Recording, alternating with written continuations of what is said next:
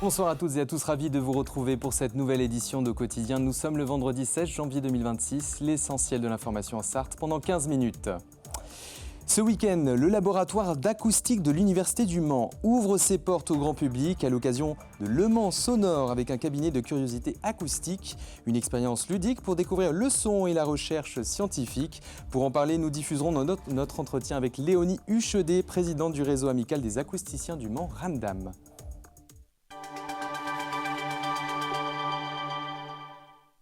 Bruno Retailleau au Mans pour soutenir Olivier Sasso, candidat LR pour les municipales, avec la sécurité au cœur des discussions. Vous le verrez au début de cette édition. Les tramways interrompus ce vendredi matin, des agents ont exercé leur droit de retrait après l'agression de contrôleurs mardi dernier et montré leur ras-le-bol. Et puis côté culture, une nouvelle exposition au FIA jusqu'au 10 mai. 2 artistes explorent la peinture et un monde fragmenté. Nous les avons rencontrés. Bruno Retailleau en soutien à Olivier Sasso, le candidat LR au Mans. L'ancien ministre de l'Intérieur et président des Républicains a participé à une déambulation dans le centre-ville ce vendredi matin avant un rendez-vous prévu avec les militants à la Fédération de la Sarthe. Le grand sujet du jour, la sécurité. Reportage d'Anthony Piton. Petite promenade politique dans le centre-ville du Mans. Le président des Républicains, Bruno Retailleau, vient soutenir le candidat de la droite pour les élections municipales, Olivier Sasso. Objectif, aller à la rencontre des commerçants. Vous n'avez jamais été confronté à des problèmes de sécurité, vous, ici? Des agressions par... La sécurité, c'est le leitmotiv de cette déambulation matinale. J'ai vu même un commerçant qui avait mis des palettes parce qu'il y avait des trottinettes qui rasaient justement la vitrine et certains clients, lorsqu'ils sortaient du magasin, ont failli être percutés. J'ai un autre commerçant qui m'a parlé de son domicile fixe avec des chiens errants. Après la rue de Bolton, petite escapade rue du Docteur Leroy. Mais le sujet de prédilection reste le même. Problème de sécurité, classique, problème de propreté aussi. Il y a une vraie différence entre les villes de droite et les villes de gauche. Sur les 10 villes les moins sûres de France, 9 sont gouvernées par la gauche. Quand on a moins de 40 policiers municipaux, ça veut dire qu'ils ne sont pas H24 et qu'ils arrêtent de travailler quand justement les délinquants, eux, sortent dans la rue. Le candidat de la droite, Olivier Sasso, ne peut qu'approuver. La sécurité, c'est la grande priorité de son programme. Une police municipale présente 24 heures sur 24, une présence de police municipale également armée, et puis également la création d'une brigade canine. Et nous avons la volonté de pouvoir, par l'augmentation de la police municipale, que cette police municipale puisse être présente dans les transports en commun pour sécuriser et les salariés et les bénéficiaires des transports en commun. Après sa visite au Mans, Bruno Retailleau a pris la direction de Conly pour soutenir la candidate de la droite et parler de sécurité, cette fois en milieu rural. Et toujours sécurité, mais cette fois dans les transports. Ce vendredi matin au Mans, le trafic de tramway a été interrompu. Des agents de la CETRAM exercent leur droit de retrait après l'agression violente de 2 contrôleurs mardi dernier dans un bus du réseau. La circulation a repris progressivement vers 8h30 après plusieurs heures d'arrêt. Reportage. Après les bus, c'est la circulation des tramways qui est perturbée ce vendredi matin suite à l'agression de contrôleurs mardi dernier. Des agents de la CETRAM dénoncent un manque de sécurité dans les transports. Certains ont exercé leur droit de retrait. Pour invoquer notre ras-le-bol avec cette montée de violence que l'on constate depuis quelques temps, depuis quelques années déjà. Et voilà, pour avoir des mesures concrètes et factuelles en termes de sécurité, la police des transports que l'on demande depuis très longtemps, notamment que nous avait promis depuis 2022 l'agression violente aussi d'un autre de nos collègues, plus de médiateurs et de vérificateurs dans nos transports. D'autres mesures sont souhaitées telles que le port de caméras piétons pour chaque vérificateur et une procédure claire en cas d'agression. La CFDT annonce qu'elle continuera à agir tant que des réponses concrètes ne seront pas apportées. Et nous venons d'apprendre à l'instant que la direction de la CETRAM a annoncé que certains agents vérificateurs seront bien équipés de caméras de surveillance piétons. Le dispositif devrait être mis en place d'ici une semaine. Une information de nos confrères de Ouest France. On passe tout de suite à l'invité de notre journal que nous avons enregistré dans la semaine. Le laboratoire d'acoustique de l'Université du Mans ouvre ses portes au grand public avec un cabinet de curiosité dans le cadre de la Biennale Le Mans Sonore du 17 au 18 janvier prochain. Pour en parler, nous recevons la présidente du collectif Réseau Amical des acousticiens du Mans, Ramdam, à l'origine de cet événement, Léonie Huchedet. Bonsoir. Bonsoir. Alors, pour commencer, à quoi consiste le cabinet de curiosité, Léonie, que vous organisez au Mans ? Alors, le cabinet de curiosité acoustique, il répond en fait à une question très simple. Qu'est-ce que c'est que l'acoustique ? En tant qu'étudiant, en tant que professeur en acoustique, évidemment, on le sait. Mais cette question-là, pour le grand public, on s'imagine plein de choses. L'acoustique, ça doit peut-être vous faire penser à musique, ça doit vous faire penser à son, etc. Mais qu'est-ce que c'est qu'en détail ?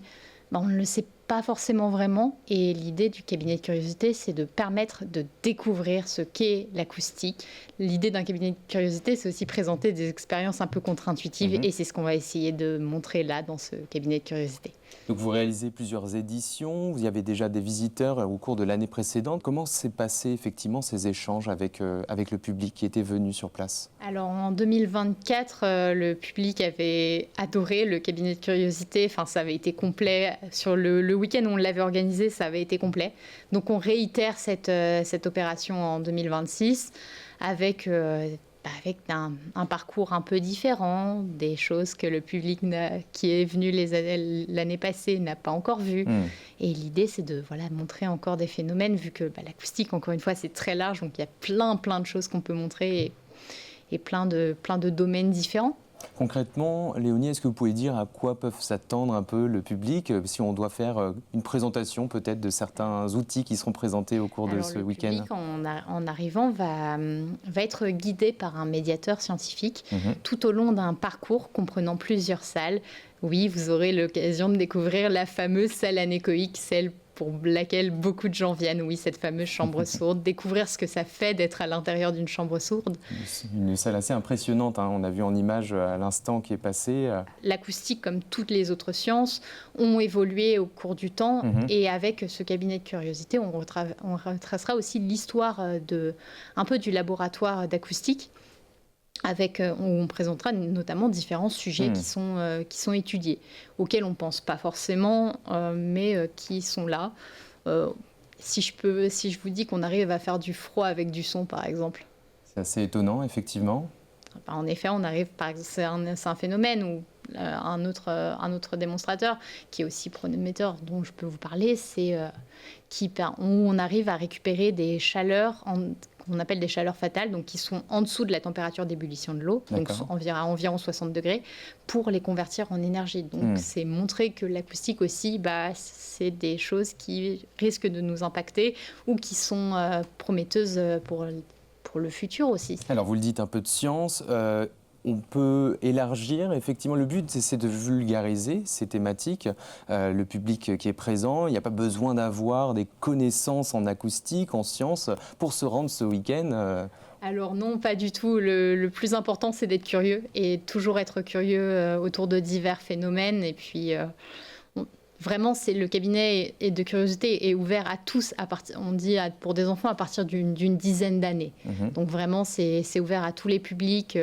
Que la science, ça fait que vous en ayez tous les jours dans votre quotidien ou que ça fait 10 ans que vous n'en ayez pas entendu parler, c'est pas un souci. En tout cas, le rendez-vous est donc donné du 17 janvier jusqu'au 18 janvier 2026. C'est ce week-end à l'occasion de la Biennale internationale du son. Ça se passe à l'Institut acoustique, boulevard Paul des Tournelles de Constant au Mans.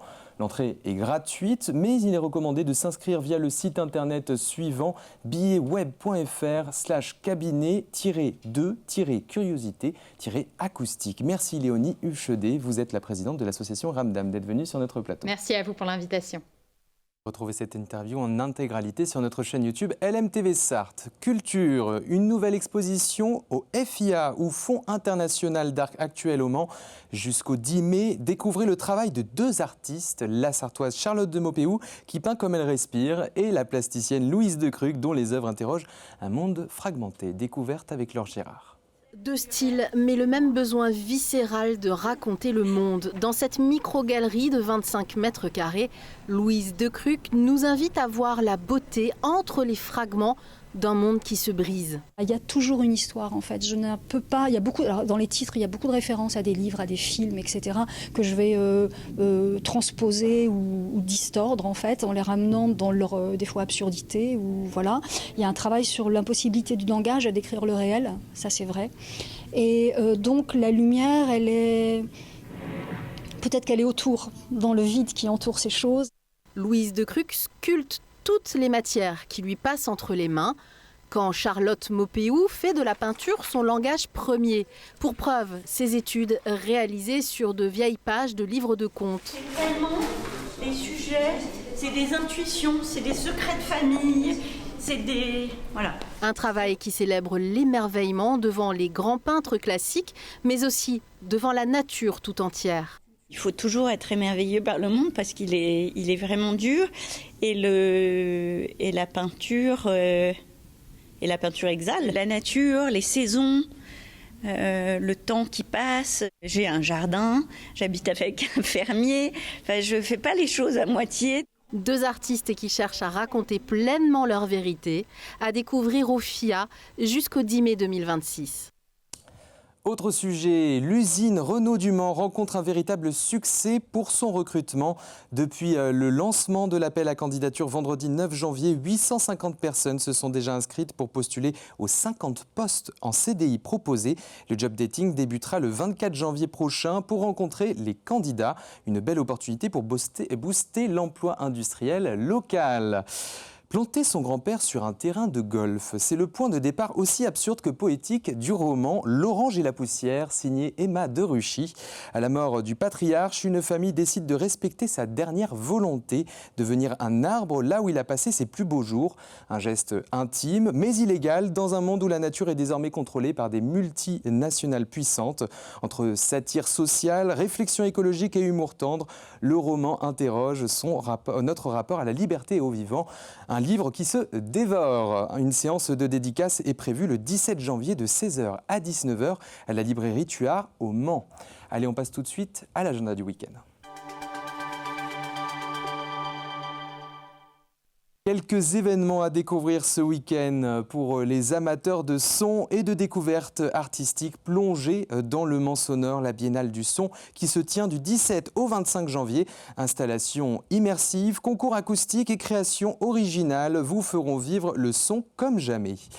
Les passionnés de sport ne manqueront pas le Cross Ouest France qui se déroule dans les bois de l'Épau ce samedi dès 12h50 jusqu'à dimanche avec le départ de la dernière course à 15h10, le 10 km nature, des courses dans une ambiance festive et conviviale, idéale pour venir encourager les coureurs.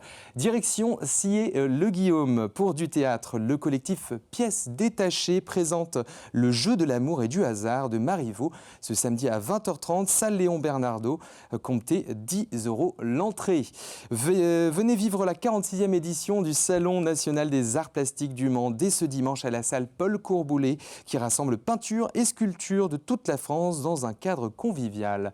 Et pour les fans de pop culture, nous vous en avons beaucoup parlé sur LMTV Sarthe. Le Geek Life Festival propose cosplay, rétro gaming et K-pop pendant tout ce week-end. Allez, on passe tout de suite aux tendances météo de ce samedi 17 janvier. On parle d'ailleurs de l'agenda et donc de votre météo de ce week-end. Dans la matinée, le ciel est couvert à très nuageux sur l'ensemble du département avec une ambiance grise dès le lever du jour. Les températures restent fraîches autour de 5 degrés. L'après-midi, le temps demeure majoritairement nuageux avec de rares éclaircies possibles mais sans réels ensoleillements. Les maximales atteignent 10 à 11 degrés, une douceur relative pour la saison. Allez, dernière chance pour tenter de gagner vos places pour les nuits des arts martiaux et des sports de combat. Plongez dans un show époustouflant avec 200 experts, 30 disciplines et des cascades à couper le souffle. Revivez les scènes mythiques du cinéma d'action.